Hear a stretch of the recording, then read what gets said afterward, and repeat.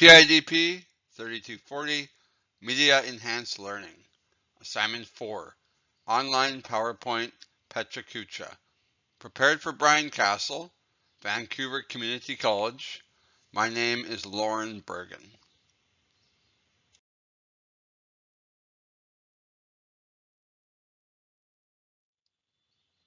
What you're about to see is a non-detailed procedure for lifting, supporting, demount and mount, inflating of a 23.5 R25 tire size on a 3-piece rim on this John Deere 300D.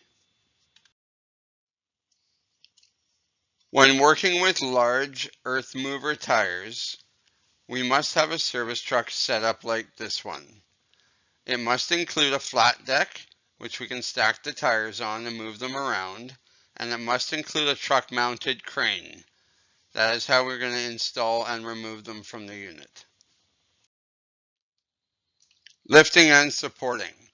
The black arrow is pointed at a hydraulic bottle jack on top of steel and composite cribbing. This is how we're going to lift the vehicle. All loads must be supported by composite cribbing or a jack stand. The blue arrow is pointed at a jack stand on top of composite cribbing. We're going to start with an inspection on this tire rim wheel assembly. We're going to look at the tire for any bulges or really deep cuts that may indicate unserviceable conditions. We're going to look at the rim and the rings for any cracks or damage, bends. We're going to be looking around the bolt holes on the wheel for any cracks. Following the inspection of the tire wheel rim assembly, we must deflate the tire completely.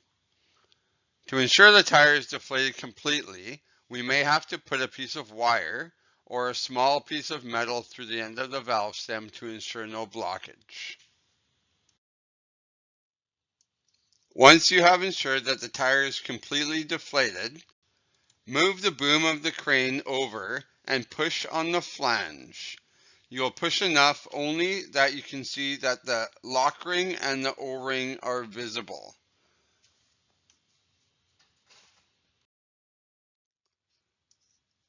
After you have pushed on the first side of the flange, move the boom over to the other side and push again only enough that you can see the lock ring and that the O-ring are visible.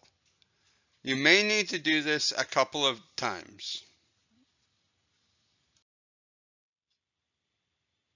Once we have pushed the ring back and the O-ring and the lock ring are visible, we must remove the driver key. The driver key is located at about 11 o'clock, right under the 23.5 size on the tire. After the driver key is removed, we are going to remove the lock ring, followed by the O-ring, followed by the flange. After that, we'll remove the tire from the rim base. Once the rings are removed, it's time to remove the tire from the rim base. We will set up chains starting on the one side like this to remove the tire. The tire has to come off very straight or it will bind upon removal.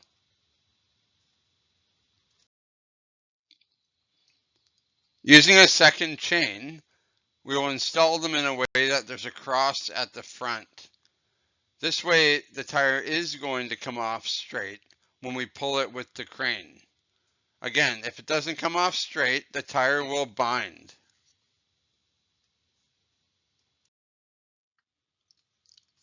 Once the chains are installed correctly, we can bring the crane over and we can install the crane hook at the cross in the chain. Next step is to pull on the chains away from the tire rim assembly and the tire will come off evenly. Once the tire is removed, all you can see is the rim base. It is very important to inspect for cracking or any damage. It is very important to clean it well and replace the valve stem if a new tire is being installed. Install the tire hook to the crane hook.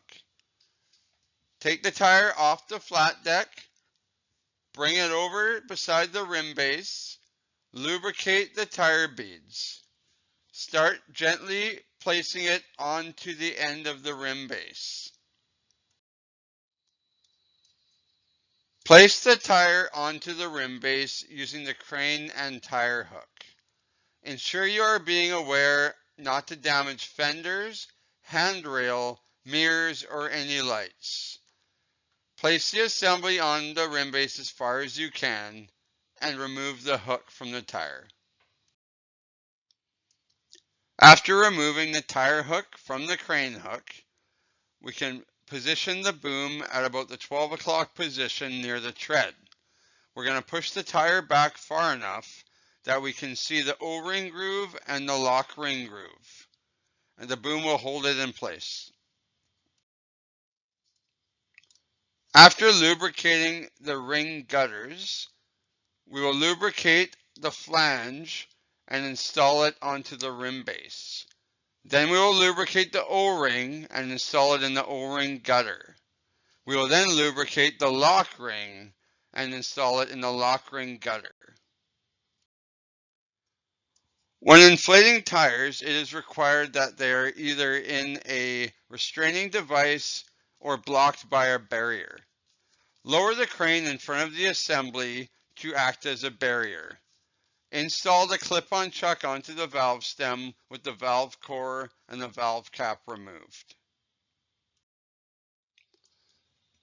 Before inflating tires, you must understand where the trajectory zone is.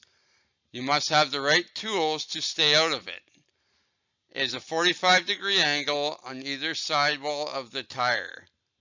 This is a no work area during inflation. Standing out of the trajectory zone, which is 45 degrees from the sidewall on either side of the tire, holding a remote clip-on inflation gauge, inflate the tire, listening for snacking, cracking, popping to the appropriate pressure.